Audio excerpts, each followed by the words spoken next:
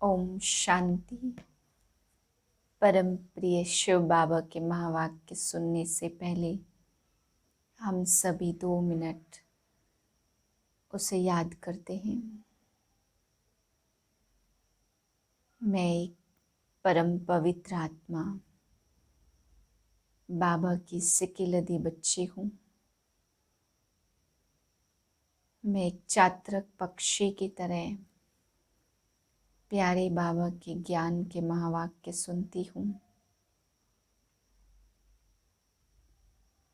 मेरी बुद्धि शुद्ध पवित्र है।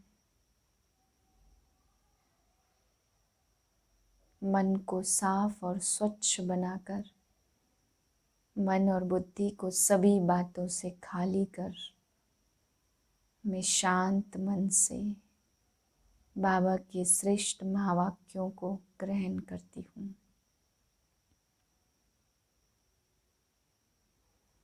मन और बुद्धि को बिल्कुल खाली कर दें। बिल्कुल शांत स्थिति में बैठ जाएं।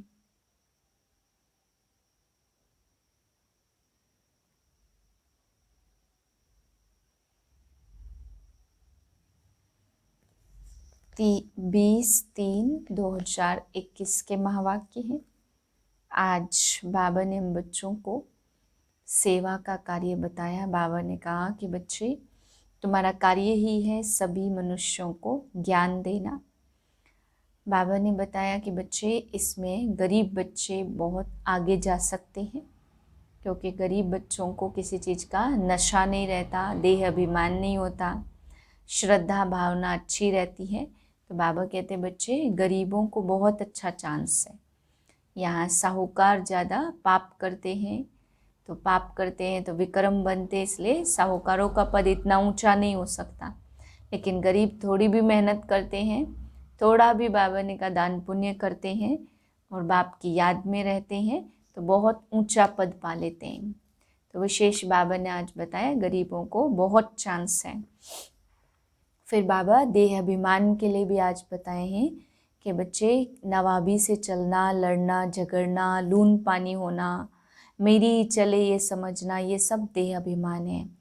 किसी ने कुछ कहा, थोड़ी बात पे लड़ते झगड़ते हैं, तो बाबा कहते हैं देह अभिमान है। बाबा कहें कि किसी की फैशनेबल चीज़ देख करके भी अगर दिल हुई कि ये चीज़ हमें भी मिले, तो ये भी देह अभिमान है। और देह अभिमान वाले बाबा ने कहा कि सर्विस के बजाय डिससर्विस करते हैं, अपना पद भ्रष्ट कर लेते हैं। इसलिए सबसे पहले तुम बच्चों को आत्माभिमानी बनना है। देखो बाप कितने साधारण तन में आकर के सेवा करते हैं, कितना साधारण रहता, कितना निरहंकारी है, तभी बाप सब बच्चों की सेवा भी कर पाते हैं। तो बाबा कहते हैं तुम बच्चों को भी सर्विस करनी है, तो पहले आत्माभिमानी बनना है, इसी में सारी मेहनत है। मीठे बच्चे, तुम्हारा धंधा है मनुष्यों को सुजाग करना, रास्ता बताना। जितना तुम आत्माभिमानी बनकर बाप का परिचय सुनाएंगे, उतना कल्याण होगा। प्रश्न है, गरीब बच्चे अपनी किस विशेषता के आधार पर साहूकारों से आगे जाते हैं? उत्तर है, गरीबों में दान पुण्य की बहुत श्रद्धा रहती है। गरीब भक्ति भी लगन से करते हैं। साक्षात्कार भी गरीबों को होता है। साहूकारों को अपने धन का नशा रहता, पाप जास्ती होते, इसलिए गरीब बच्चे उनसे आगे चले जाते हैं। गीत है ओम नमो शिवाय। ओम शांति। तुम मात पिता हम बालक तेरे, यह तो जरूर परम पिता परमात्मा की महिमा गाई हुई है। यह तो क्लियर महिमा है ना, क्योंकि वह रचयिता है। लौकिक माँ बाप भी बच्चे के रचयिता हैं और पारलौकिक बाप को भी रचता कहा जाता। बंधु सहायक बहुत महिमा गाते हैं, तो लौकिक बाप की इतनी महिमा नहीं है। परमपिता परमात्मा की महिमा ही अलग है। बच्चे भी महिमा करते हैं, ज्ञान का सागर है, नॉलेजफुल है, उनमें सारा ज्ञान है। नॉलेज कोई शरीर निर्वाह की पढ़ाई का नहीं है। उनको ज्ञान का सागर कहा जाता तो जरूर उनके पास ज्ञान है, परंतु कौन सा ज्ञान? यह सृष्टि चक्र कैसे फिरता है उसका ज्ञान है, तो वही ज्ञान सागर पतित पावन है। कृष्ण को कभी पतित पावन व ज्ञान का सागर नहीं कहते।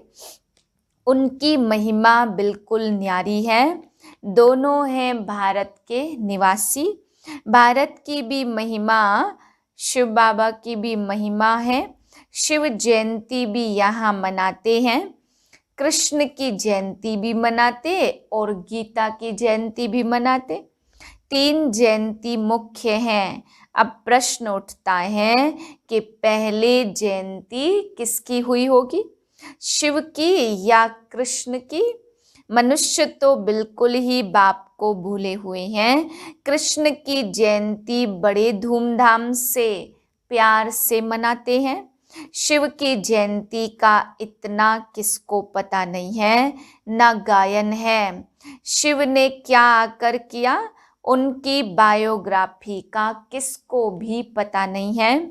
कृष्ण की तो बहुत बातें लिख दी हैं, गोपियों को भगाया यह किया। कृष्ण के चरित्रों की खास एक मैगजीन भी निकलती है। शिव के चरित्र आदि कुछ है नहीं। कृष्ण की जयंती कब हुई, फिर गीता की जयंती कब हुई? कृष्ण जब बड़ा हो तब तो ज्ञान सुनावे। कृष्ण के बचपन को तो दिखाते हैं, टोकरी में डालकर पार ले गए। बड़ेपन का दिखाते, रथ पर खड़ा है, चक्र चलाते हैं, 16-17 वर्ष का होगा। बाकी चित्र छोटेपन के दिखाए हैं। अब गीता किसने सुनाई?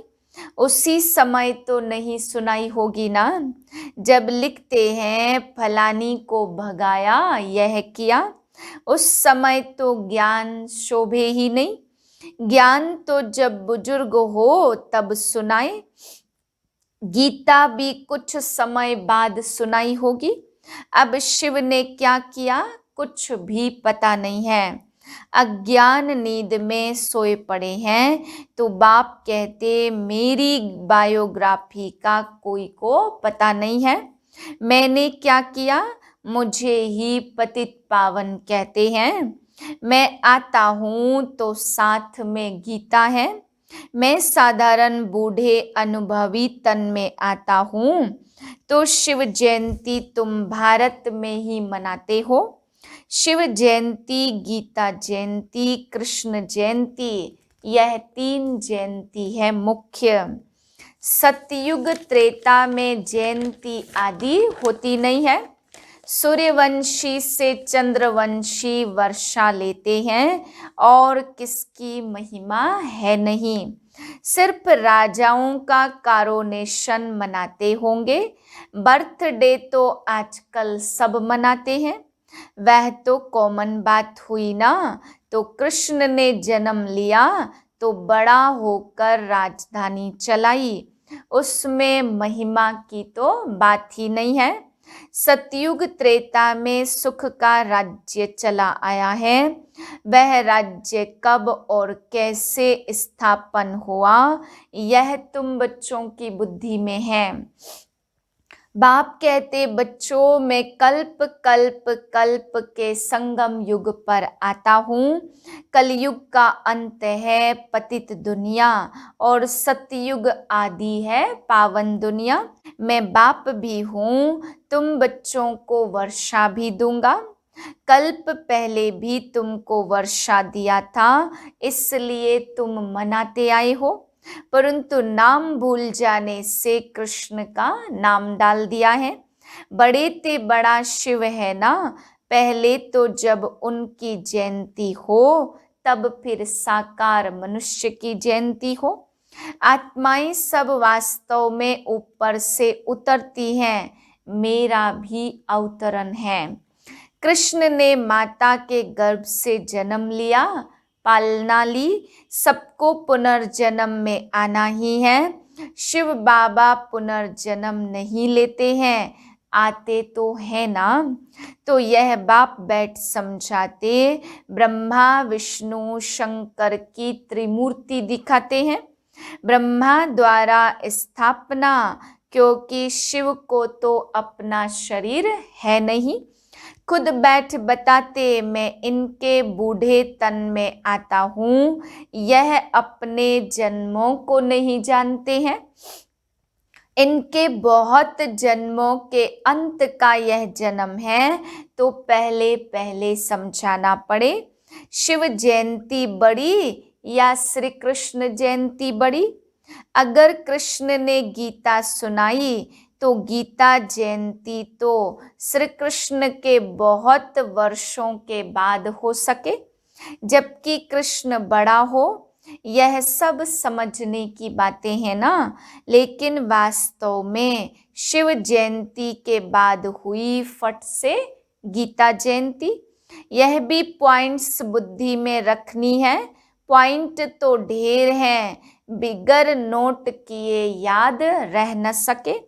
बाबा इतना नजदीक है, उनका रथ है। वह भी कहते हैं सब पॉइंट समय पर याद आ जाएं, मुश्किल है। बाबा ने समझाया, सबको दो बाप का राज समझाओ। शिव बाबा की जयंती मनाते हैं तो जरूर आता होगा। जैसे क्राइस्ट बुद्ध आदि आकर अपना धर्म स्थापन करते हैं, वह भी आत्मा आकर प्रवेश कर धर्म स्थापन करती है ना। वह है हेविनली गॉड फादर, सृष्टि के रचयिता। तो जरूर नई सृष्टि रचेंगे, पुरानी थोड़ी रचेंगे। नई सृष्टि को स्वर्ग कहा जाता, अभी है नरक। जैसे मनुष्यों का गाइड भी मनुष्य होता है, वैसे आत्माओं का गाइड भी आत्मा चाहिए। वह तो सुप्रीम आत्मा ही कहेंगे। मनुष्य तो सब पुनर्जन्म लेकर पतित बनते हैं, फिर पावन बनाए वापस कौन ले जाए। बाप कहते, मैं ही आकर पावन होने की युक्ति बताता हूँ, तुम मुझे याद करो। कृष्ण तो कह न सके कि देह का संबंध छोड़ो। वह तो 84 जन्म लेते हैं, सब संबंधों में आते हैं। बाप को अपना शरीर नहीं है। तुमको यह रूहानी यात्रा बाप सिखलाते हैं। यह है रूहानी बाप की रूहानी बच्चों प्रति रूहानी नॉलेज। कृष्ण कोई का रूहानी बाप थोड़े है, सबका रूहानी बाप मैं हूँ। मैं ही गाइड बन सकता हूँ। Liberator, guide, blissful, peaceful, ever pure, सब मेरे लिए कहते हैं। अभी तुम आत्माओं को नॉलेज दे रहे हैं, तो बाप कहते, मैं इस शरीर द्वारा तुमको दे रहा हूँ। तुम भी शरीर द्वारा नॉलेज दे रहे हो। वह है गॉड फादर, उनका रूप भी बताया है ना। जैसे आत्मा बिंदी, वैसे परमात्मा भी बिंदी है। यह कुदरत है ना। तो वास्तव में बड़ी कुदरत तो यह है, इतने छोटे स्टार में 84 जन्मों का पार्ट है। यह है कुदरत। बाप का भी ड्रामा में पार्ट है, तो भक्ति मार्ग में भी तुम्हारी सर्विस करते हैं। यह आत्मा में 84 जन्मों का अविनाशी पार्ट है। इसको कहा जाता है कुदरत। इसका वर्णन कैसे करें? इतनी छोटी सी आत्मा यह बातें सुनकर वंडर खाते हैं। आत्मा है स्टार मुआफिक, तो 84 जन्म एक्यूरेट भोगती है। सुख भी वह एक्यूरेट भोगेगी। यह है कुदरत। तो बाप भी है आत्मा, परम आत्मा। उसमें सारी नॉलेज भरी हुई है, जो बच्चों को समझाते हैं। यह है नई बातें। तो नए मनुष्य सुनकर कहेंगे इनका ज्ञान तो कोई शास्त्र आदि में नहीं है। फिर भी जिन्होंने कल्प पहले सुना है, वर्षा लिया है, वही वृद्धि को पाते रहते हैं। टाइम लगता है ना, प्रजा ढेर बनती है, वह तो सहज है, राजा बनने में है मेहनत। मनुष्य जो बहुत धन दान करते तो राजाई घर में जन्म लेते हैं। गरीब भी अपनी हिम्मत अनुसार जो कुछ दान करते होंगे तो वह भी राजा बनते हैं। जो पूरे भगत होते वह दान पुण्य भी करते हैं। साहूकारों से पाप जास्ती होते होंगे, गरीबों में श्रद्धा बहुत रहती है, वह बहुत प्यार से थोड़ा भी दान करते हैं तो बहुत मिलता है। भक्ति गरीब की बहुत करते, दर्शन दो नहीं तो हम गला काट देते। साहूकार कभी ऐसे नहीं कहेंगे। साक्षात्कार भी गरीबों को होते हैं, वही दान पुण्य करते। राजाएं भी वह बनते हैं ना। पैसे वालों को अहंकार रहता है, यहाँ भी गरीबों को 21 जन्म का सुख मिलता है।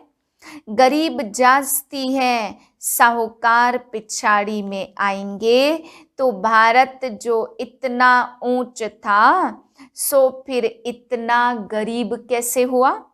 तुम समझते हो अर्थक्वेक आदि में सब महल आदि चले जाएंगे तो गरीब हो जाएगा। रावण राज्य होने से हाहाकार हो जाता है तो फिर ऐसी चीजें रह न सके। हर चीज की आयु तो होती है ना, वहाँ जैसे मनुष्यों की आयु बड़ी होती वैसे मकान की भी आयु बड़ी होती है।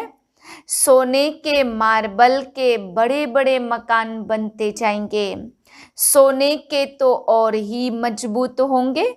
नाटक में भी दिखाते हैं ना, लड़ाई होती है, मकान टूट फूट जाते हैं फिर बन जाते हैं। उन्हों की बनावट ऐसी है, यह जो स्वर्ग के महल आदि बनाएंगे ऐसे तो नहीं दिखाएंगे। मिस्त्री लोग मकान कैसे बनाते हैं, इन बातों से हाँ समझते हैं वही मकान होंगे। आगे चल तुमको सब साक्षात्कार होगा, ऐसा विवेक कहता है। इन बातों से बच्चों का ताल्लुक नहीं है, बच्चों को तो पढ़ाई पढ़नी है, स्वर्ग का मालिक बनना है। स्वर्ग और नरक अनेक बार पास हुआ है, अभी दोनों पास हुए हैं।